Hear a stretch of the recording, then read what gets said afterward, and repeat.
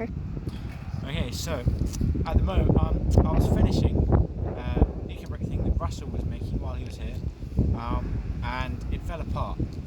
And I was like, well, I don't know why it fell apart.